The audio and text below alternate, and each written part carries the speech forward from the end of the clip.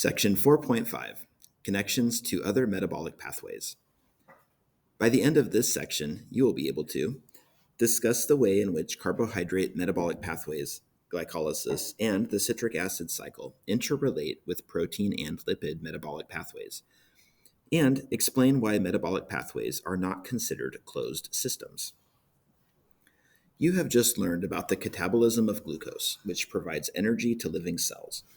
But living things consume more than just glucose for food. How does a turkey sandwich, which contains protein, provide energy to your cells? This happens because all of the catabolic pathways for carbohydrates, proteins, and lipids eventually connect into glycolysis and the citric acid cycle pathways.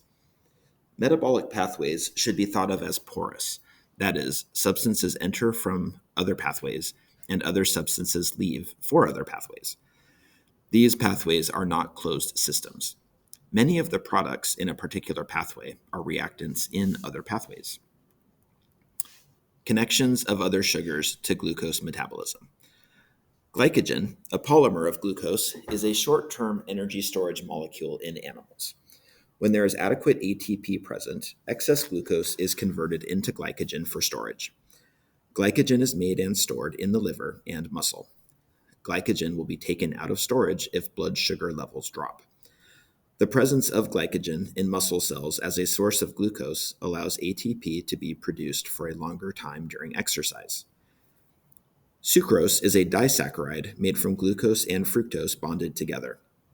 Sucrose is broken down in the small intestine, and the glucose and fructose are absorbed separately.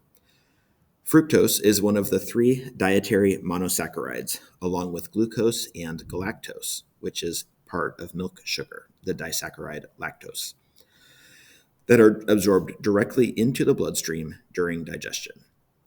The catabolism of both fructose and galactose produces the same number of ATP molecules as glucose. Connections of proteins to glucose metabolism. Proteins are broken down by a variety of enzymes.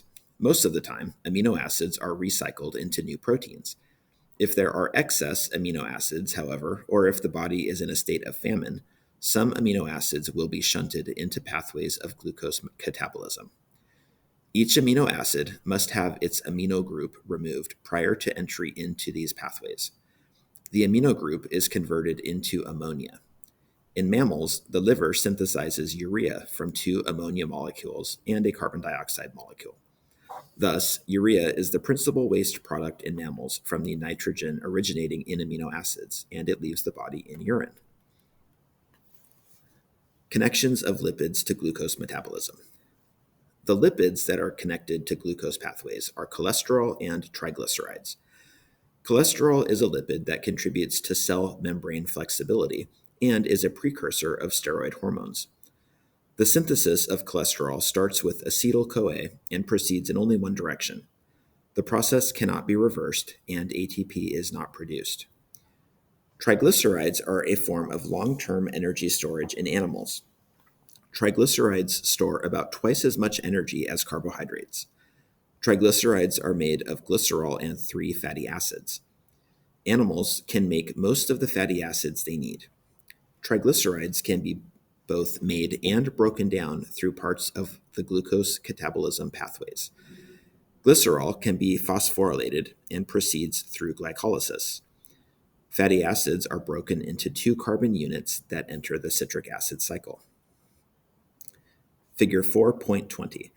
Glycogen from the liver and muscles, together with fats, can feed into the catabolic pathways for carbohydrates. Evolution connection. Pathways of photosynthesis and cellular metabolism. Photosynthesis and cellular metabolism consist of several very complex pathways. It is generally thought that the first cells arose in an aqueous environment, a soup of nutrients. If these cells reproduced successfully and their numbers climbed steadily, it follows that the cells would begin to deplete the nutrients from the medium in which they lived, as they shifted the nutrients into their own cells. This hypothetical situation would have resulted in natural selection favoring those organisms that could exist by using the nutrients that remained in their environment and by manipulating these nutrients into materials that they could use to survive. Additionally, selection would favor those organisms that could extract maximal value from the available nutrients. An early form of photosynthesis developed that harnessed the sun's energy using compounds other than water as a source of hydrogen atoms, but this pathway did not produce free oxygen. It is thought that glycolysis developed prior to this time and could take advantage of simple sugars being produced, but these reactions were not able to fully extract the energy stored in the carbohydrates. A later form of photosynthesis used water as a source of hydrogen ions and generated free oxygen. Over time, the atmosphere became oxygenated.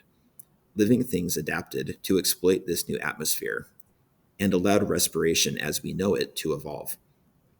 With the full process of photosynthesis as we know it developed and the atmosphere became oxygenated, cells were finally able to use the oxygen expelled by photosynthesis to extract more energy from the sugar molecules using the citric acid cycle.